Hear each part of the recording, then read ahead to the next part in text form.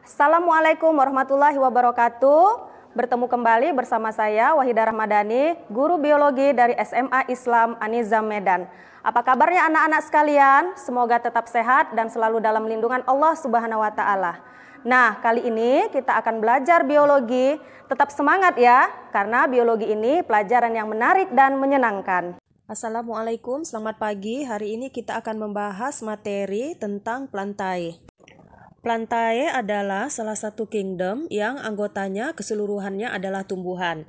Dari tumbuhanlah setiap hari kita memperoleh nasi, buah, dan sayuran. Nah, setiap hari pula kita memakai pakaian yang terbuat dari kapas dan juga merupakan tumbuhan. Bahkan saat bernafas, kita pun memerlukan tumbuhan sebagai penghasil oksigen. Dapat dikatakan, kehidupan kita sehari-hari tidak dilepaskan dari peran tumbuhan. Coba Anda bayangkan apa yang terjadi jika tidak ada tumbuhan di dunia ini. Itulah nikmat yang diberikan oleh Allah Subhanahu wa taala yang Maha Pemurah kepada kita umat manusia. Sudah sepantasnya kita bersyukur kepada Tuhan atas segala nikmat yang tidak terhingga. Nah, untuk tumbuhan ini ada begitu banyak jenisnya di dunia ini. Saat ini diperkirakan ada sekitar 360.000 jenis tumbuhan yang hidup di muka bumi. Dan kemungkinan masih akan terus ditemukan jenis-jenis tumbuhan yang baru. Sebelum lebih jauh kita membahas tentang tumbuhan, ada baiknya kita lihat dulu peta konsep apa-apa saja yang akan kita bahas pada materi atau pada bab Plantae ini. Nah, untuk Kingdom Plantae ini terbagi menjadi dua berdasarkan ada tidaknya pembuluh angkut ya. Nah, berdasarkan ada tidaknya pembuluh angkut, tumbuhan ini dibagi menjadi dua. Yang pertama ada tumbuhan tidak berpembuluh. Ini biasanya disebut juga istilahnya dengan Atracheophyta. Kemudian ada tumbuhan berpembuluh. Nah, untuk tumbuhan berpembuluh ini disebut juga dengan Tracheophyta. Untuk Tracheophyta ini merupakan kelompok tumbuhan yang mempunyai jaringan pembuluh yang fungsinya untuk mengangkut air dan unsur-unsur hara ke seluruh tubuh. Ini pembuluh angkut ini biasa kita kenal dengan xilem dan phloem. Nah, sementara untuk tumbuhan dari jenis Atracheophyta ini merupakan kelompok tumbuhan yang tidak mempunyai pembuluh angkut. Jadi tidak ada xilem dan phloemnya ya. Untuk tumbuhan dari jenis tumbuhan berpembuluh atau Tracheophyta ini terdiri dari tumbuhan paku atau Pteridophyta dan tumbuhan berbiji atau Spermatophyta. Sementara untuk tumbuhan dari jenis Atracheophyta atau tumbuhan tidak berpembuluh ini terdiri dari hanya satu macam saja ya, yaitu lumut atau disebut juga dengan Bryophyta. Ada pula kelompok yang membagi tumbuhan menjadi 3 filum. Di sini ya, tumbuhan dibagi nanti menjadi 3 filum atau 3 divisio. Yang pertama ada Bryophyta, ini contohnya lumut. Yang kedua Pteridophyta, contohnya paku. Dan yang ketiga tumbuhan berbiji atau disebut juga dengan Spermatophyta. Nah, nanti di setiap divisi ini dibagi lagi nanti menjadi beberapa takson ya. Nih. Ada nanti pembagian takson-taksonnya. Untuk setiap takson ini nanti akan diberi nama sesuai dengan ketentuan-ketentuan yang tercantum di dalam Kode Internasional Tata Nama Tumbuhan. Sekarang kita bahas ciri-ciri umum dari Kingdom Plantae. Yang pertama di sini bersifat eukariotik. Eukariotik artinya sudah memiliki membran inti sel. Kemudian yang kedua multiseluler. Multiseluler ini merupakan tumbuhan yang terdiri dari sel banyak sehingga untuk melihatnya kita tidak memerlukan lagi mikroskop. Kita dapat melihatnya dengan mata telanjang. Kemudian Plantae atau tumbuhan ini memiliki dinding sel. Dinding selnya ini ada yang terdiri dari selulosa, kemudian pektin dan juga ada zat linin.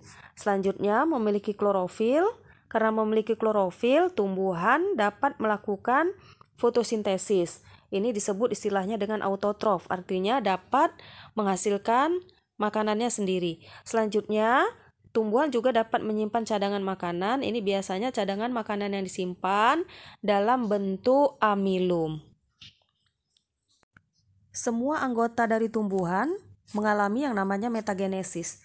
Metagenesis merupakan proses pergiliran keturunan antara fase gametofit menuju ke fase sporofit. Nah, untuk fase gametofit ini merupakan fase di mana tumbuhan akan menghasilkan sperma dan menghasilkan sel telur. Sementara pada fase sporofit ini merupakan fase tumbuhan yang nantinya akan menghasilkan spora. Sekarang kita bahas tumbuhan yang pertama. Di sini adalah Bryophyta. Pernahkah kalian mengamati tumbuhan dengan ciri-ciri kecil, kemudian menyerupai beludru, warnanya hijau, biasanya hidup di tempat lembab. Nah, ada dia yang hidup di batuan, kemudian ada juga yang hidup di dinding sumur atau di dinding bangunan tua. Nah, tumbuhan-tumbuhan kecil yang dimaksud tersebut ini adalah lumut. Tumbuhan lumut biasa disebut juga dengan Bryophyta. Kata Bryophyta ini berasal dari dua kata ya, berasal dari bahasa Yunani, yaitu bryos, artinya di sini lumut, dan pita, artinya tumbuhan. Jadi Bryophyta merupakan tumbuhan lumut. Lumut dianggap tumbuhan kecil dan umumnya ini berukuran kurang lebih dari 20 cm. Lumut juga dianggap tumbuhan peralihan antara tumbuhan air dan tumbuhan darat. Kita lihat ciri-ciri lumut selanjutnya ya. Yang pertama, jelas di sini lumut dapat melakukan fotosintesis ya, karena lumut memiliki klorofil. Sehingga warna dari lumut akan kelihatan hijau. Kemudian lumut juga sudah bisa kita lihat tanpa bantuan mikroskop, dengan mata biasa sudah dapat kita lihat. Ini merupakan sifat dari lumut yang multiseluler atau bersel banyak dan juga bersifat eukariotik atau membrannya sudah memiliki membran inti sel ya. Nah, lanjut ciri berikutnya, lumut tidak memiliki akar, batang, dan daun sejati sehingga disebut dengan talus atau istilahnya disebut dengan tumbuhan Talophyta. Ciri berikutnya, tidak memiliki pembuluh angkut. Yang dimaksud pembuluh angkut di sini adalah xilem dan phloem.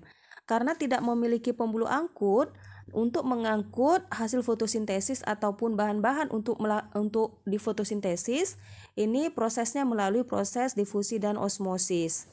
Nanti kita bahas prosesnya di kelas 11. Lanjut, untuk tumbuhan lumut, ini akan mengalami pergiliran keturunan dari fase gametofit kemudian ke sporopit. Fase gametofit di sini adalah fase pembentukan gamet atau sel kelamin yang nanti akan dihasilkan dua macam sel kelamin di sini ya, jantan dan betina, antheridium dan archegonium. Sementara untuk fase sporopit di sini adalah fase yang nantinya akan menghasilkan spora. Sekarang kita bahas ke proses perkembangbiakan lumut. Untuk proses perkembangbiakan lumut ini terjadi secara aseksual dan seksual. Jadi ada dua fase di sini ya, sehingga disebut dengan fase pergiliran keturunan atau namanya metagenesis. Nah, fase ini yang pertama ada fase gametofit, ini merupakan fase seksualnya, di mana fase ini nanti akan dihasilkan atau dibentuk gamet atau sel kelamin. Sementara untuk fase sporopit ini merupakan tahap pembentukan spora.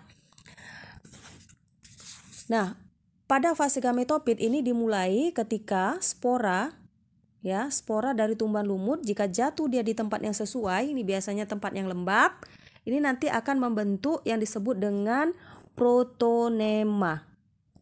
Nih, protonema ya. Protonema kemudian nanti akan tumbuh menjadi tumbuhan lumut. Tumbuhan lumut selanjutnya akan membentuk organ-organ penghasil gamet, yaitu nanti akan dibentuk antheridium dan archegonium. Nah, nantinya antheridium ini akan menghasilkan sel kelamin jantan, sementara archegonium akan menghasilkan sel kelamin betina. Pada fase gametofit ini semua berkromosom haploid. Ya, sporanya haploid, protonema haploid, tumbuhan lumut haploid. Kemudian Spermatozoid Antheridium ini haploid, Archegonium atau ovum ini juga nanti haploid. Nah, setelah selesai di fase gametopit, ini nanti akan siklusnya berlanjut ke fase sporopit. Ini dimulai ketika spermatozoid, di sini alat kelamin jantan, akan membuahi ovum atau alat kelamin betina. Nah, prosesnya ini nanti akan menghasilkan yang disebut dengan zigot. Zigot ini kromosomnya 2N karena merupakan hasil peluburan dari spermatozoid N dan ovum N, ya, sehingga zigot ini kromosomnya sudah diploid atau 2N. Nah, zigot ini kemudian nanti akan berkembang menjadi sporogonium. Sporogonium akan berkembang nanti membentuk sporangium atau kotak spora, ya, sporangium. Nah, sporangium ini nanti akan menghasilkan spora. Sporangium merupakan kotak spora yang di dalamnya nanti ada spora. Ya, proses membentuk spora ini terjadi melalui peristiwa yang disebut dengan meiosis.